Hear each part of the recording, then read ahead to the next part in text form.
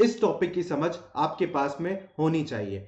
चलिए, Indian air force चाहता है कि उसे स्पेस फोर्स के नाम से भी कहलाया जाए। तो India is planning to become space force in the future. It is an article publish in the Indian Express के according IFF redesignation as Air and Space Force will be a step in the right direction। ये air chief marshal farmer Rakesh Bhadauria साहब ने कहा था। चलिए, absence of space force huge gap in India security cover must be field on priority. तो various world की media, Bharat की media ने इसे कवर किया है कि भारत को भी एक स्पेस फोर्स चाहिए जिससे भारत के सिक्योरिटी इंटरेस्ट, भारत की सैटेलाइट्स स्पेस के अंदर सेफ महसूस कर पाए। ये बहुत ही इंपॉर्टेंट रहेगा।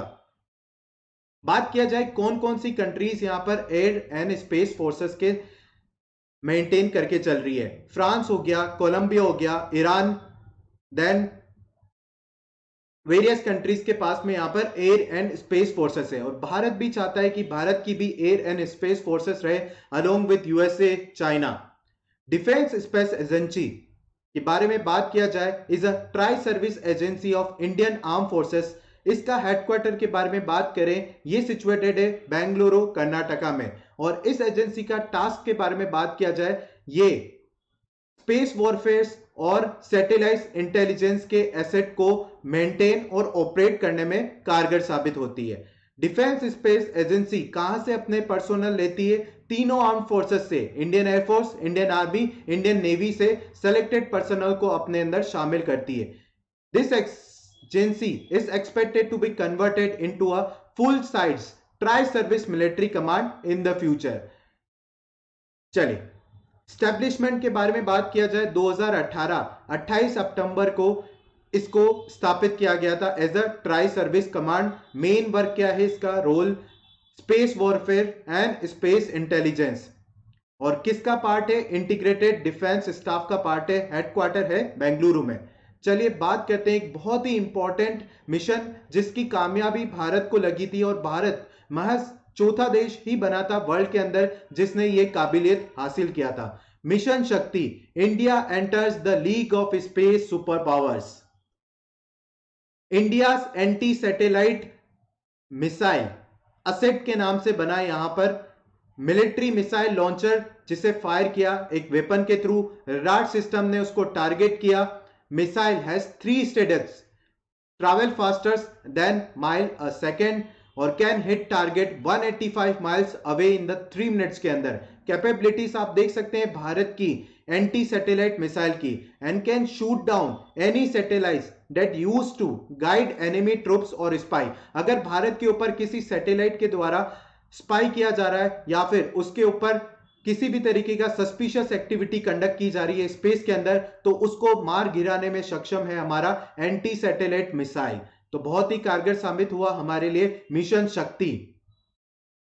मिशन शक्ति के बारे में बात किया जाए, DRDO के पास में इसकी कैपेबिलिटीज थी और ground based interceptor missile unit based in Balasore के अंदर इसकी टेस्टिंग रेंज कंडक्ट किया गया।